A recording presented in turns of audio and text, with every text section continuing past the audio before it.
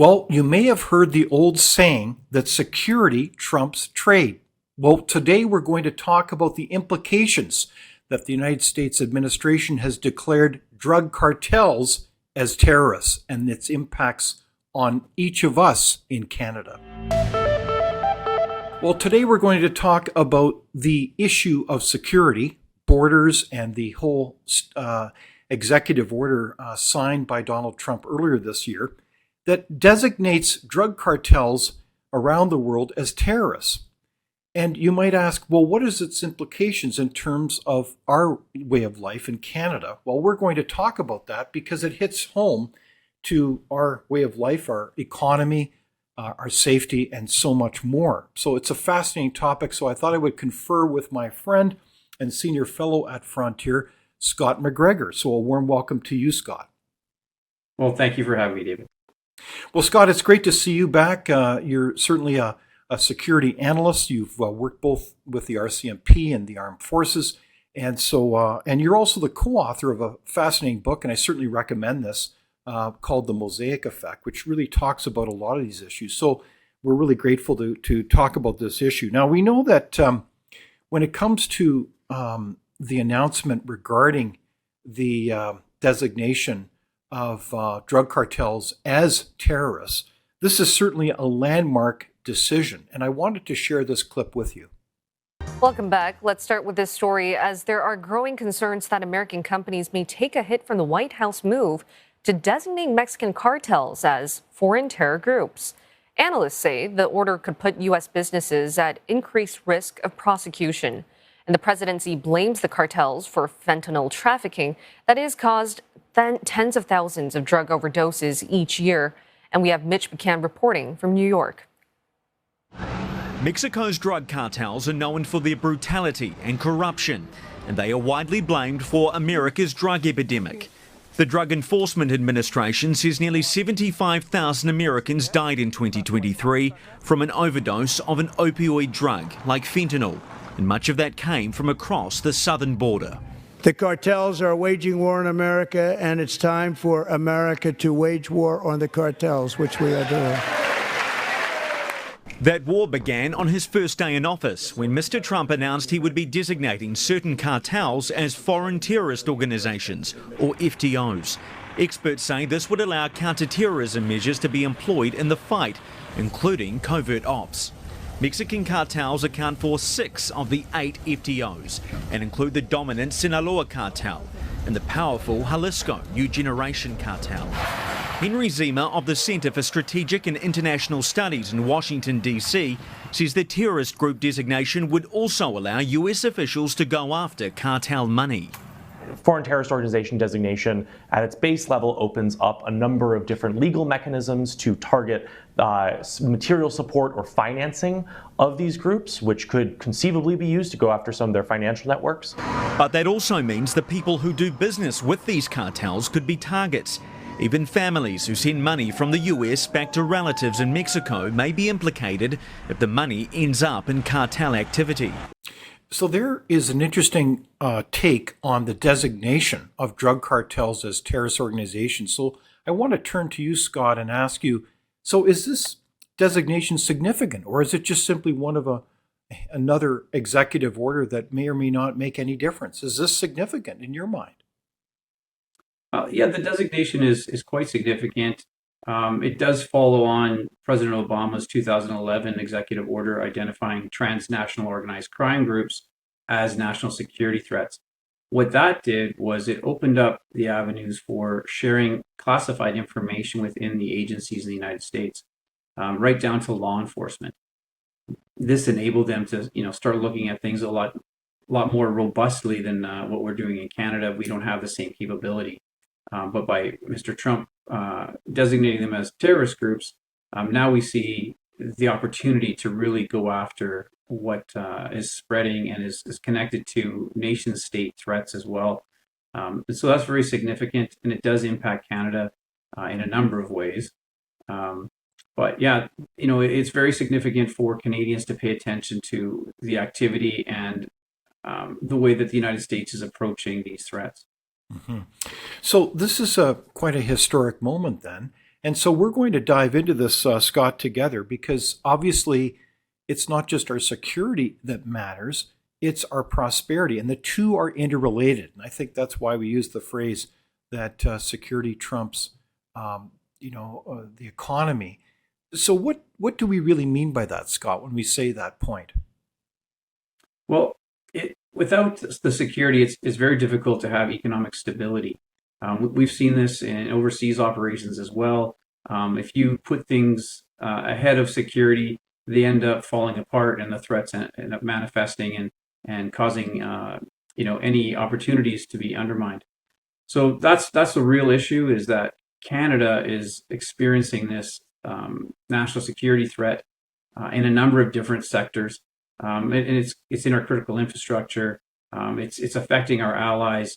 It's damaging society at large. So I would say this is very significant. Up until this point, I've seen some token efforts by the Canadian government. We haven't heard much lately about the fentanyl czar or any of these other things that were kind of knee-jerk reactions to Mr. Trump's announcements. Yeah, so we're going to catch up quite a bit about this because you're right, Scott. We heard a lot about this several months ago as the Trump administration came into play. We heard a lot about resetting the relationship the United States is undertaking with Canada and many other countries around the globe. And it was interesting because, as we recall, the Trump administration signaled that not only did they want Canada to carry its weight as a NATO partner, but also to be able to ensure that its borders were secure. And so I think there's a larger picture here. Is it fair to say the Trump administration is pursuing a kind of a Monroe Doctrine 2.0, where they're emphasizing the security and the prosperity of the entire continent here, including Canada and the United States? Well, I think I've spoken before, and I've mentioned continentalism and the way that we're starting to see some of the geopolitical maneuvering by the United States and other countries, where yes, the United States is very concerned about the external threats. They've sort of analyzed where those threats are coming from, and they see North America as having sort of leaky borders, I guess you might call it. In Canada's case, we're harboring a lot of transnational organized crime figures. We have national security threats in the country, and we're not really capable of doing anything about it. So the United States came out and offered to help us with those things, and Canadians got very upset about it, thinking that the manner in which it was done, I think, didn't rub Canadians the right way. But the effort and intention there was to try to rid us or help us deal with the level of threats that we have ongoing. Mexico is not much different. Mexico has the cartels, so yeah, there's a lot more going on in Mexico, but it's more opaque in Canada than it is in Mexico, where it's much more overt. So that's kind of some of the issues that are being raised right now. Interesting. So the issues are similar in Mexico and Canada, but they're different. There's different forms of it, and some are more visible and others are less visible, as you're alluding to in Canada. So my question then is, help us understand the significance then of that declaration of drug cartels being terrorists. What are the tools that can be employed now specifically? You mentioned about, well, for example, being able to access intelligence, being able to see everything that's going on in terms of email to text to all kinds of communication. Is that a good example? Yeah, I think that's a part of it. By recognizing the cartels as narco-terrorist groups, you're starting to be able to include law enforcement in some of the efforts that are usually done by the military. Because terrorism, once it's domestic terrorism, then we have the FBI, et cetera, and they get involved. In law enforcement, they try to keep the integrity of files very, very secure. And so sharing that information is oftentimes difficult when it comes to disclosure issues. Not as big a deal in the United States. In Canada, it's immeasurable. We have two cases, Stinchcombe and Jordan, and those two, R versus Stinchcombe and R versus Jordan, those two cases really damaged Canada's ability to prosecute these types of files. And we've seen this in a number of different cases in Canada. We've had money laundering cases that have just completely been abandoned or stayed. And I mean, the Cullen Commission itself, where it was looking at money laundering within British Columbia, it raised some of the issues, but it failed to come up with any way to deal with them. Although there were recommendations, we're not hearing about any of that, any of those successes. And so that's pretty disheartening, I think is the word I'll use, to say the least. But Canada in general has not taken the approach to address the significance of what's going on, especially when I talk about hybrid warfare, which involves transnational organized crime, such as the cartels. And there are others. In this instance, that's one of the things, but there's many others that are dealing in the narcotics trade, especially with fentanyl. Okay, so it sounds like this is almost a picture of profound contrast, because in the United States, they're talking about a war on drug cartels, and they're taking the full force of law enforcement, including the United States military, onto the head of these cartels. You've got 29 agencies now involved, and even anti-laundering mechanisms like the famous RICO legislation that was able to take down the mafia so many years ago. Explain to us the significance of that? Well, it's the tools that you're able to employ against an opposing force or an adversary. Just the fact that the United States recognizes that transnational organized crime isn't just a criminal act. It's much larger than that. It's affecting national security at this point. Everything from narcotics to human smuggling, weapons smuggling, everything that's going on that we're reading about, how it's enabling these cartels by coming to the United States and using that consumer base to provide the funds to do these types of things.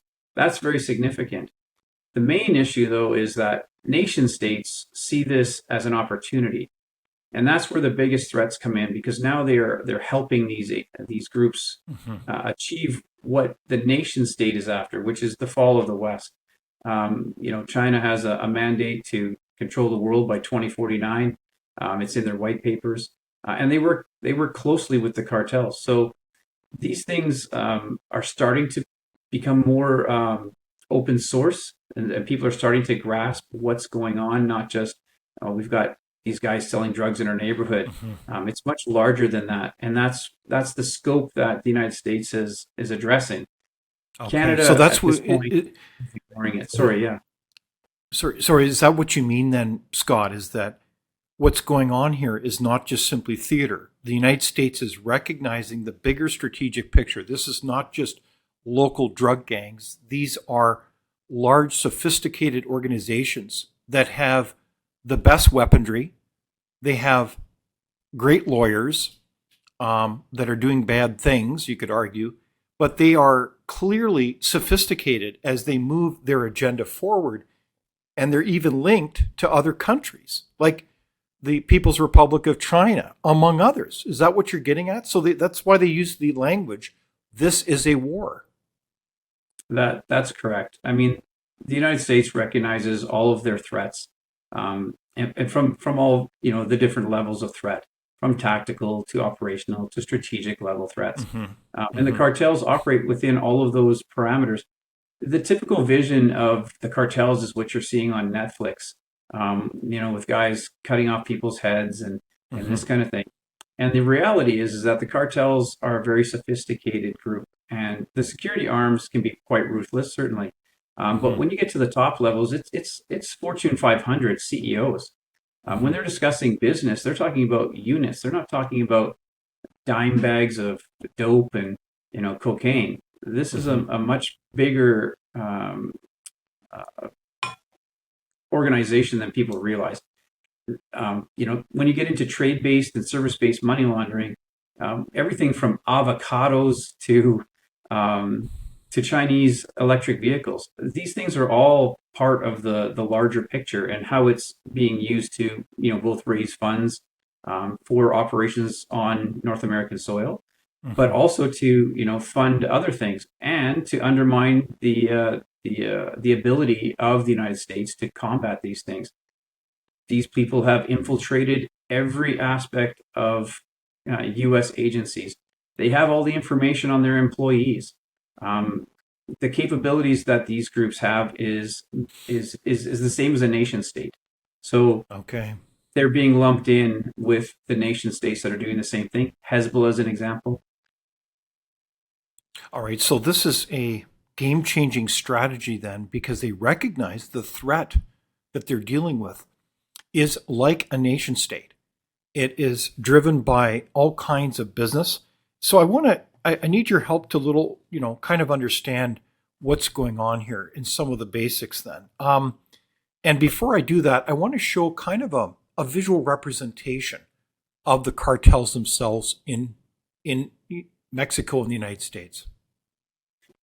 Trump's classification of Mexican cartels as terrorist organizations has triggered a massive escalation. Intelligence reports indicate cartel groups are stockpiling explosives along Texas border and refining paramilitary tactics. Mexico's President Claudia Sheinbaum is seeking a close coordination with Washington, but if negotiations fail, the United States may consider large-scale military operations. Cartel networks maintain strongholds in California, Texas, Arizona, and expand distribution hubs in cities like Chicago and Atlanta. Estimates suggest these organizations generate over $20 billion annually through drug trafficking, illegal weapons sales, and money laundering. Their activities impose an economic burden of up to $200 billion, including costs for law enforcement, incarceration, and health care. Experts estimate that dismantling these networks could require 100,000 troops and cost around $50 to $60 billion. Now, that's obviously an overview of a clip where analysts are basically making the point that these cartels, like you just made, are very significant players. They've infiltrated every level or organization within the United States in respects. They're really a national threat, but also they have a huge cost both monetarily, but most importantly on human life. The loss has been massive in terms of hundreds of thousands of Americans that have died the last 5 years due to fentanyl alone. So I guess my question then, Scott, is when you look at that kind of scale of organization, are you surprised that the U.S. is actually positioning military or striker groups? These are significant battle groups that are actually going along the border to position for what seems to be inevitable military action. Are you surprised by that? I'm not completely surprised. I've worked in these environments previously, so in the Middle East, and also with what's called Jayat of South, which is a joint fusion center that involves a number of countries trying to fight narcotics and terrorism in Central and South America. So I'm familiar with some of these activities. I'm surprised that right now we're seeing as big a push towards actually achieving these things. A lot of times these are phased events. Right now, the United States seems to be on the front foot in all aspects globally, and that's something else. So it's not a matter of looking in one region. The United States is going after these things globally. They're looking at it everywhere, but especially any threats to continental North America. So that's another big issue. We see them off the coast of Venezuela. We know that there's been some movement there with not just the government, but also with some of the organized crime groups. And one of the important things to note is that Venezuela is also working with China and Russia and Iran. So those are indications that the United States is going to be looking at very seriously. They're not going to just keep monitoring like they have been and playing whack-a-mole, if you will. So when something comes up, they'll be able to do something about it. No, they're really taking a look holistically at how they can address these things. That's another issue when it comes to the internal side of things, because that's what we're seeing with these mass immigration deportations. Is it discriminate? Is it indiscriminate? I would say that in my estimation, the United States has identified a lot of where the threat comes from, and they've come up with a plan on how they're going to deal with that. Removing people that are causing these issues and supporting those issues is one of the first steps in trying to, I want to use the word clean up some of the areas where they have concern. When they're talking about Canada and Mexico, they're trying to do the same with us. They're doing it internally and they're doing it externally. They're asking Canada to do the same. They're saying, take care of your business because it's impacting our national security. They're saying it to Mexico as well. Problem with both Canada and Mexico is there's a lot of corruption in these countries, more than Canadians are willing to accept. Canadians have a huge ego. We're known as the peacekeepers. We're known as the ones that have the rule of law. We have this great country. Unfortunately, those historical ideologies that Canadians hold on to are just not true anymore. There's been a lot of information that's come out now, and I think a lot of Canadians are waking up to the fact that we're not so pure and innocent in all of this. Yeah. Okay, so your take on this is, well, the United States is all over this. It is truly a war. It's not theatrics. They are moving an awful lot of power, both military, law enforcement, and all the rest, both internally and externally, as they put warships off of the coast of Venezuela, to position on all kinds of levels of intervention to make sure that their country is going to be safe and secure as best they can. So we need to pay attention to that. But the second one is that it's interesting. Your point is that it seems like Canadians may be smug or perhaps almost kind of in denial that these kinds of issues are similar in Canada. They're not the same, but they are similar. Is that what you're getting at? Yeah, definitely. They're very, very similar. I mean, some of the concern is around, making slogans like elbows up, which, fooled a lot of Canadians, even though the government had already made a deal with Trump prior to even creating that slogan. So that's very difficult. What are you saying, Scott? You mean you're saying the Canadian government made a deal on border security issues before on that? terrorism and security? Yeah, they'd already spoken. They'd already discussed what they were going to do prior to the whole election. The Elbows Up movement was about buy Canadian, shun the Americans, and now they're trying to talk about getting closer to China. Unfortunately, that's almost the most improbable thing possible. Without the United States right now, we're in some really, really bad. We're in a bad place. You don't just turn off your largest trading partner and defense partner as well. It's a silly concept. We have too much in common. We have too much at stake, and we have common ground across all of the sectors that we want to protect. Wow. So it's very disheartening when I hear those things. Yeah. So you're giving us reality therapy, Scott, that we've got to pay attention to these issues, and let's have a clear-eyed view of our own interests as Canadians, and not just simply, have a kind of a knee-jerk reaction to this administration. So let's dive into some of these basics here. So I want to ask you some really some 101 questions around terrorists and cartels in Canada, because I know that you are a security analyst. So you look at the world through a particular lens in terms of what the so-called bad guys are up to. So I want to ask you the question, are the cartels, the ones that have been listed off that are known by so many Canadians that are in Mexico, are they in Canada? Well, and it's interesting to me that question even arises. Yes, they are in Canada and have been for a very long time. What's happened in the last, I'm going to say 8 years, is that the cartel has moved away from just having, employees or lieutenants running business in Canada to allowing family members to operate here. They have family members going to school here. There's family members. A lot deeper. Yes. So there's a lot going on in Canada. People aren't completely aware. But I mean, Sinaloa, one of their headquarters was in Canada, and it connects to Chicago. Pardon me? The Sinaloa run the I-5 corridor down the coast of western United States. That comes into Canada.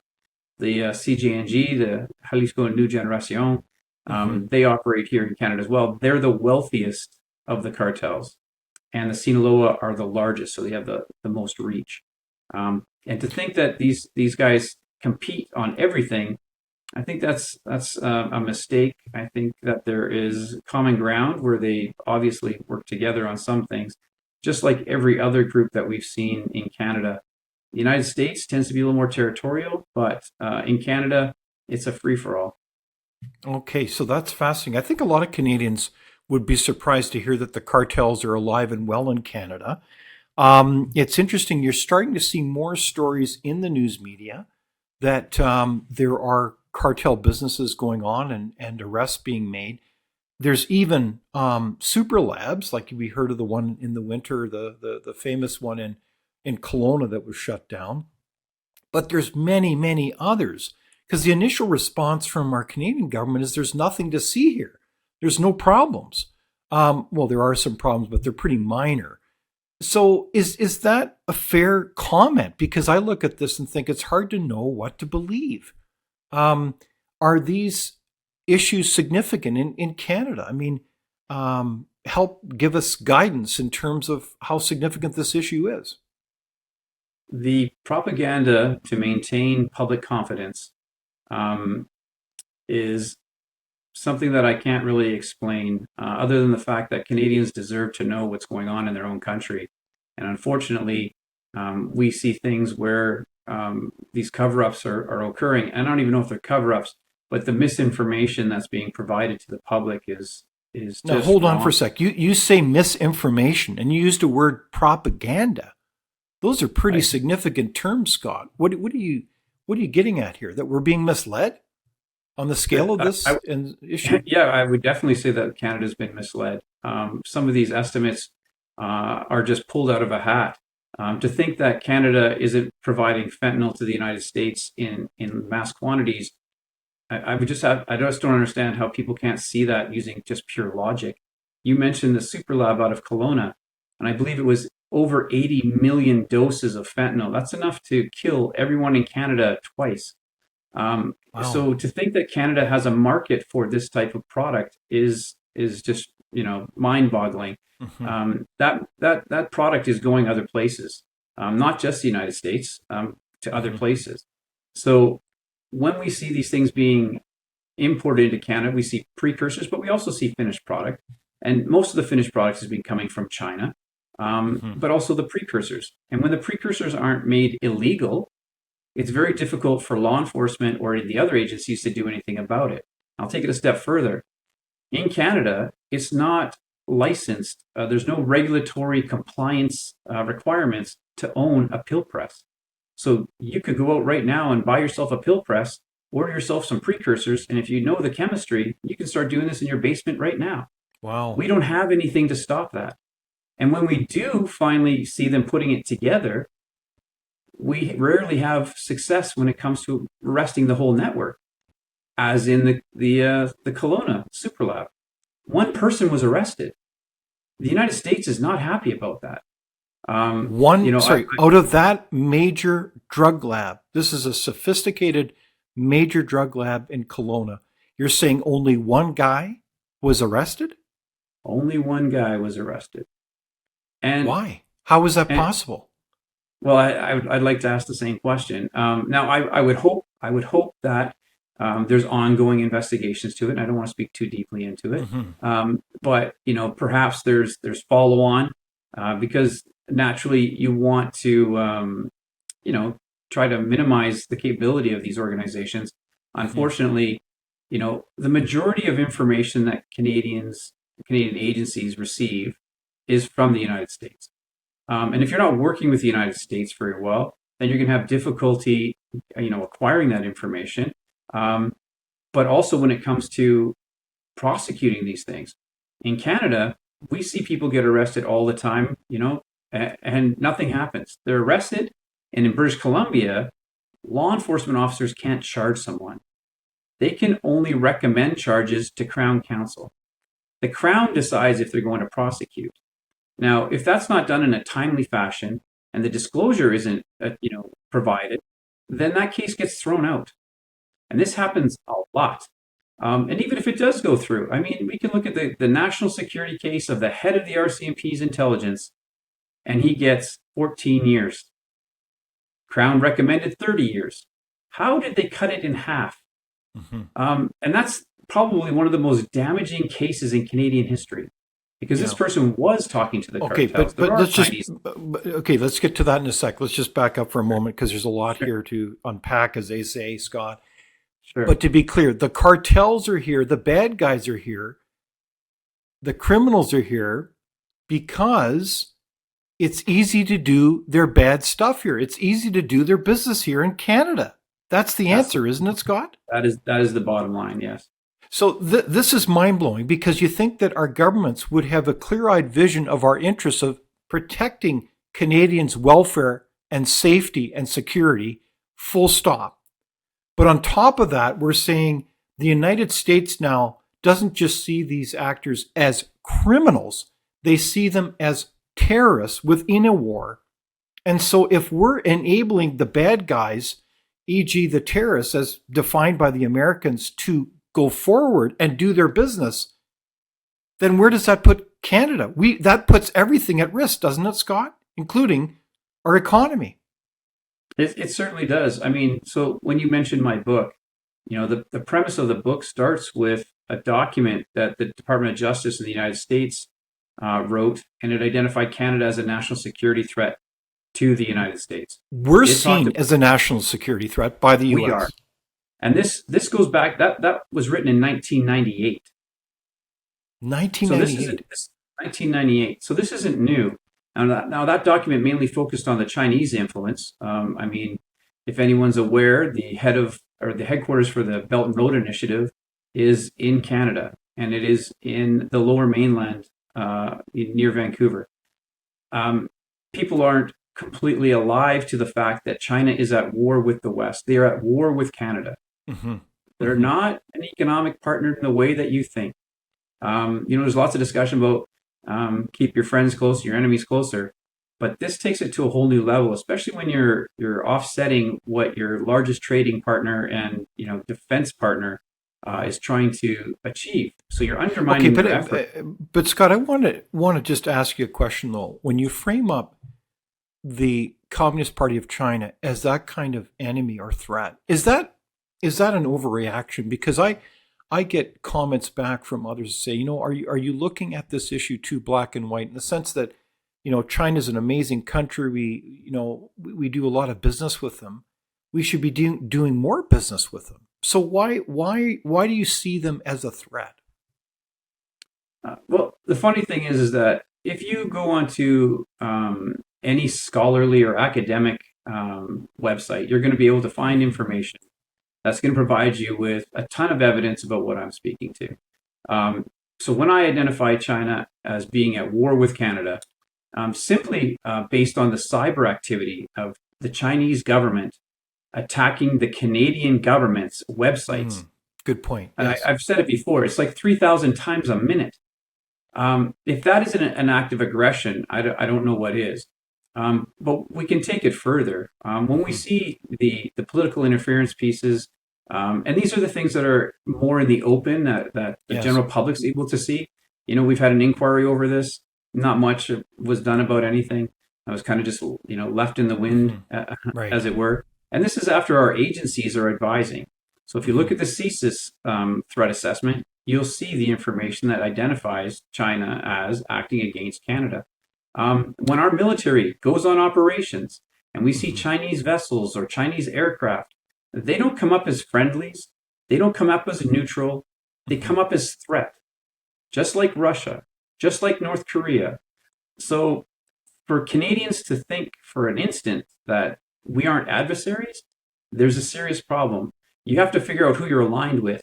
If we're aligned with NATO, China's not part of NATO. And in fact, China is still identified in the United Nations as a developing country.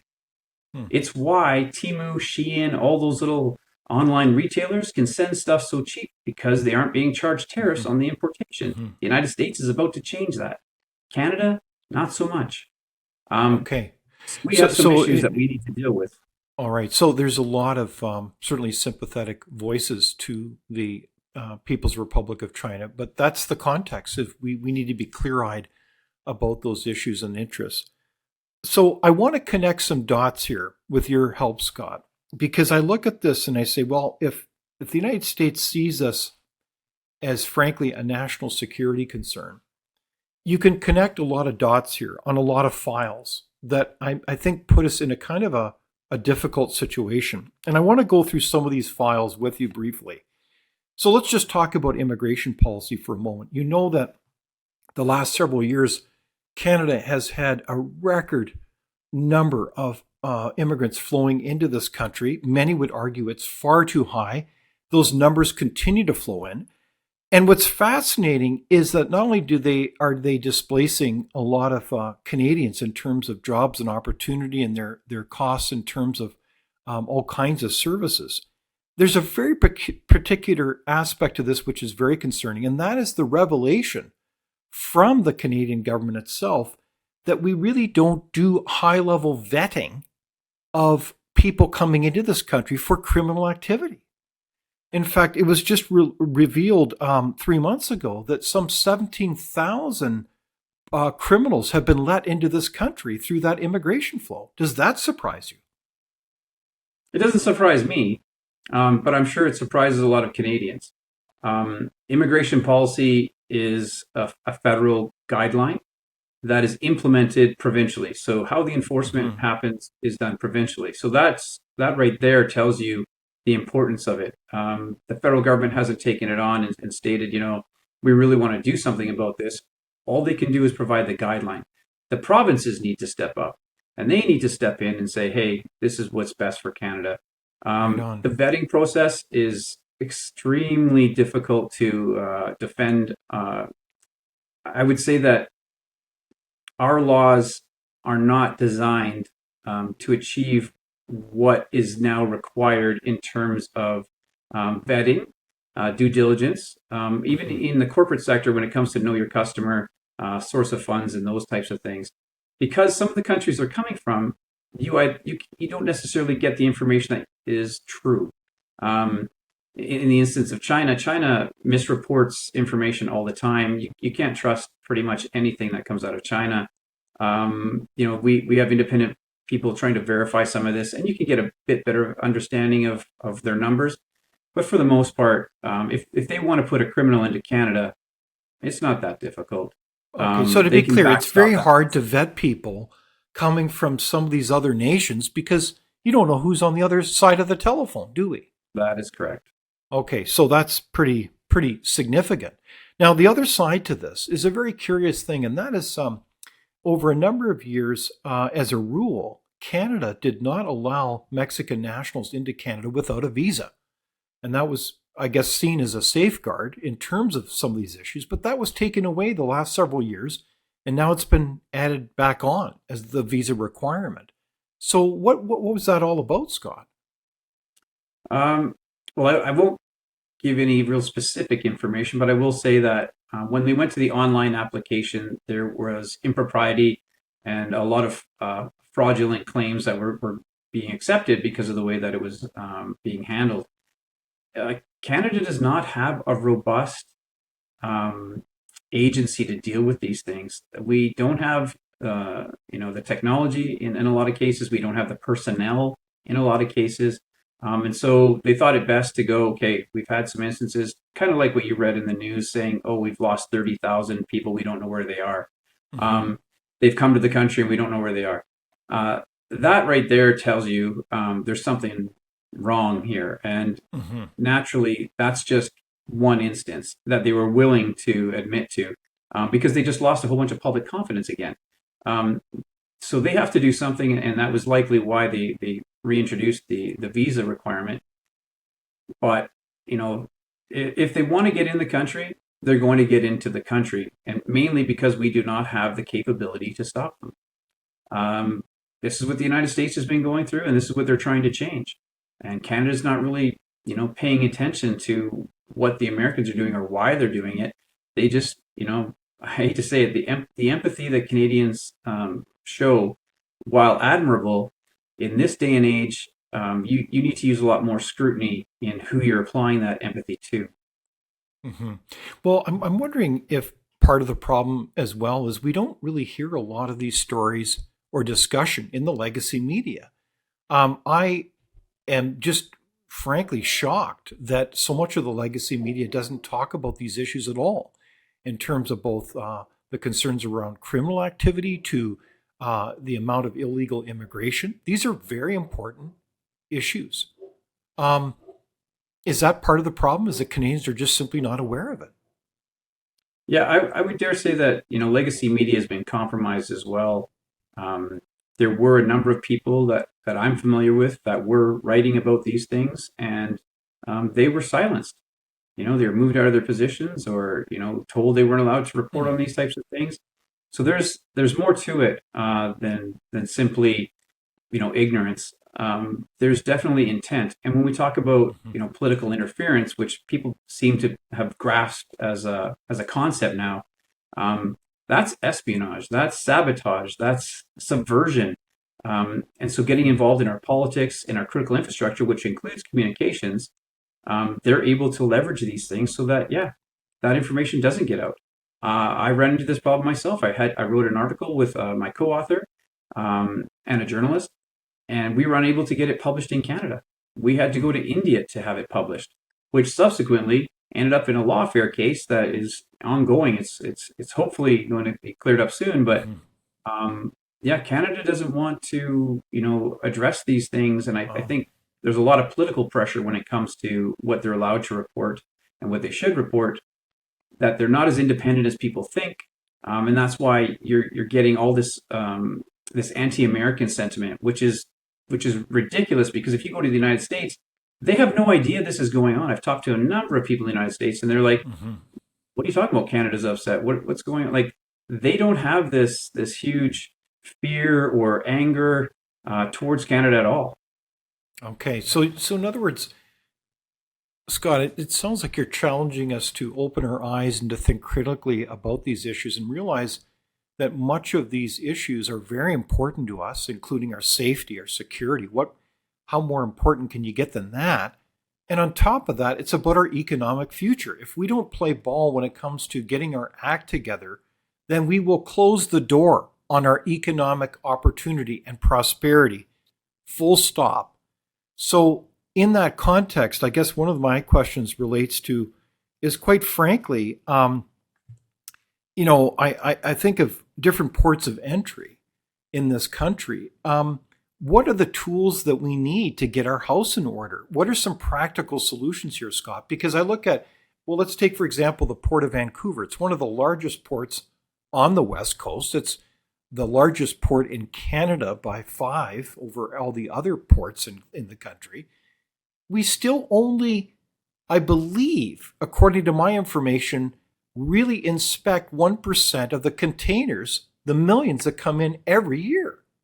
How is that possible? How do we change that? I mean, that seems to be a wide open door for anything, doesn't it, Scott? It is one of the biggest ways that illicit smuggling, narcotics transfers. It's one of the biggest leaks we have in Canada. Well, and trafficking of human beings, Certainly, isn't it? certainly. All of the aspects that go along with transnational organized crime, because Vancouver is a port city, one of the largest.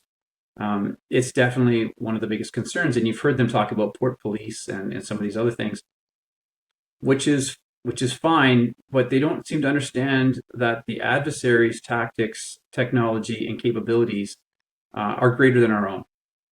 And when you don't have the capability, especially when it comes to the information piece, so information collection, I won't say intelligence collection, because intelligence is once that information has been analyzed, but in information collection, we have limited resources in that area. And then that stuff has to be processed.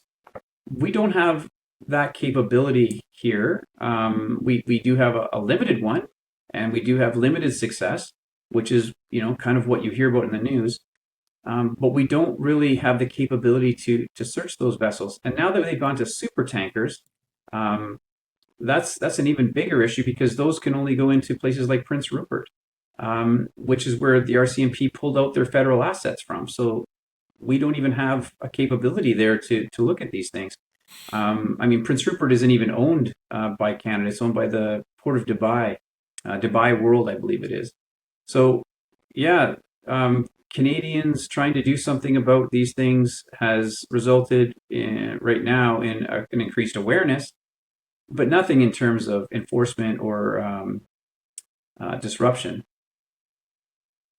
Well, so we know this security is important and it does trump trade. And so, in this context, what are the solutions? How can Canada move forward? I mean, it is really quite stunning, these kinds of revelations, Scott. How do we get with the program to protect not only ourselves, but our economic future?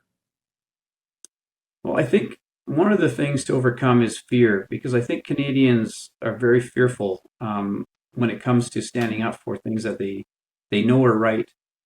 We do see it in some provinces more than others, but the understanding of accepting everything the government says at face value, I think there's an issue with that. I think once upon a time we had a lot more trust, and whether that was blind trust or not, we really did want to believe in the government making the right decisions. As we've noticed, that's not the case, and so people that are speaking out are oftentimes discredited or attempted to be discredited. The problem with that is that there's so much information out there now. People have the ability to make their own choices, and they are starting to raise concerns about how things are being handled. So whether you get involved in politics, whether you get out to a town hall, I think those things are important to start voicing these things and bringing power back to the people, because the people are the ones that are going to decide these things. The government's supposed to work for us, not we work for the government. Mm-hmm. And that's one of the biggest issues that we have in this country, is that if the government decides that they're going to shut down everybody's work in government, a lot of people are going to be looking for money. So you're not going to, see people jumping at the opportunity to lose their job. So people don't want to ruffle feathers. They don't want to rock the boat. In this case, you're going to have to do something. At least speak up. At least show some support. Speak out. Until the government decides that they want to change the legislation, because that's something that we've been talking about for a decade. Nothing's been done. We had these inquiries into money laundering. We've had these into foreign interference. How many people have you seen arrested, charged, put in jail for these things that everyone knows is going on? They've had spent millions and millions of dollars on these inquiries and no results. And then we have the fentanyl czar and everyone else that's supposed to be doing these things, and nothing. Instead, we get a super lab that gets busted with one person arrested. We get the TD Bank with the largest financial fine in the history of the world, and no one in Canada is arrested. Wow. So we have some very, very serious issues here. And, in order for Canada to do something, it's going to take the people to put the pressure on the government to make the right choices. Until then, I think we're just going to have to keep trying to get people to listen and pay attention. But Scott, let's be frank. When you give that kind of summary, it raises significant questions about why more action has not been taken. The United States, if my memory serves me correctly, has some 4,000 Black Hawk helicopters alone, and Canada has 2. So why has there not been more actions in terms of being able to take these issues seriously? And I look at this, Scott, and I say it begs a lot of questions regarding our leadership. Is it incompetence, or is it something else that is not enabling them to take these issues seriously? What can be more important, as I said, than the safety of your citizens? And yet people seem to be acting. Where's the leadership, Scott? That's a very big question. I'm not a political analyst. I'm nonpartisan, so I know things Indeed. about all of the parties, but our military is incapable of defending Canada. And that's a big statement, but it's the truth. Any adversary knows Canada's capabilities. All of the bad guys operate here because they know our capabilities. They know how to work inside of Canada. They know what Canada can do to them. And it's already been kind of foretold how this is all going to go. The part that is disturbing for me is that government has been made aware. I've made government aware. Others have made government aware. CSIS regularly reports on these things. And yet still we have senators in our government who are saying, hey, this is something that, we need to investigate CSIS, for instance. Maybe we need to disband CSIS. Why on earth would we need to be looking at our own institutions who are trying to stop bad guys from doing bad things in our country?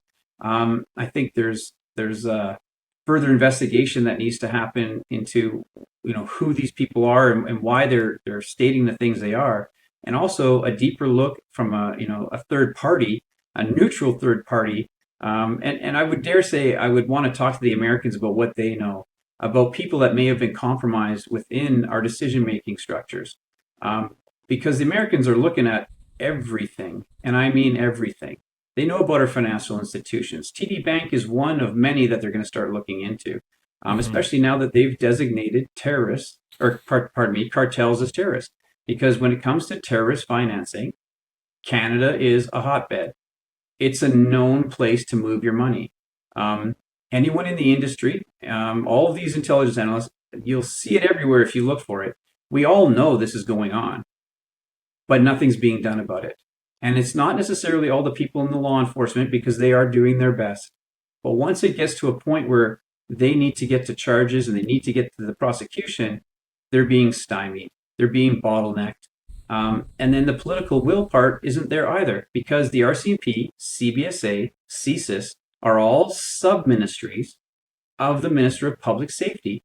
And we won't go into who that individual is right now, but I dare say that I don't know if they have the competence or background to actually be handling the level of threat that we have in this country. I would hope that they're listening to people that do know about these things, because the Americans are doing a lot about it, and so are some of our other allies. But the lead is the United States. The United States has the single greatest intelligence capability in the world. They know more about what's going on in our own country than most of our agencies do. Now, short of source information, where we have some people that are providing information to those agencies, but even then, the Americans could find that out as well. So I dare say, if we're not going to protect Canada, we need to really look at how we can work with our partners to do a better job of it.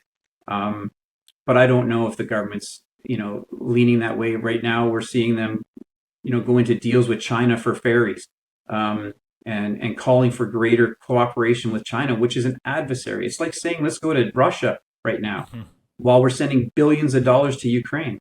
It's insane. So until they really take these things seriously, I don't know how long it'll take before the public rises up and calls for an election and makes some actual change. Okay. So in this context, as we kind of wrap up our conversation, Scott, briefly, why does this matter to private businesses then? We know that this issue matters significantly to individuals, our safety, our economic livelihood. But more specifically, what does this mean to businesses? Like, if I'm out there trading with all kinds of actors, how do I not get caught up in the legal tentacles of the fact that this is hard-hitting legislation and you've got to pay attention?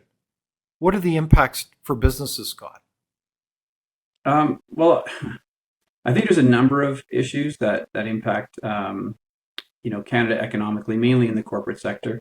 Investor confidence, market integrity, innovation protection, critical infrastructure resilience, and alliance credibility. So all of those things are being put at risk by doing business with China, not addressing the threats that are in the country. And those things can completely undermine, corporations, industries. But the critical infrastructure piece is definitely one of the big ones, especially from the cyber perspective. We don't have an offensive capability, really. While China's attacking us, we're not attacking China back. And that's kind of always been Canada's stance is, we'll just defend, and hopefully the Americans will keep us safe. That's changing so rapidly, especially when you start telling the Americans, we're not interested. We're going to cancel our F-35s. We're going to go with the Gripen from Sweden or something like that, these aircraft. So you're kind of making enemies where we don't need them, and trying to make friends where we probably shouldn't be, indulging. Interesting. It's a rapidly evolving situation, and hopefully Canada wakes up to it, because we do have troops overseas. We do have people working in the United States with their law enforcement, with their intelligence agencies at NORAD. We work together on these things, and yet we see government making choices that kind of undermine those things.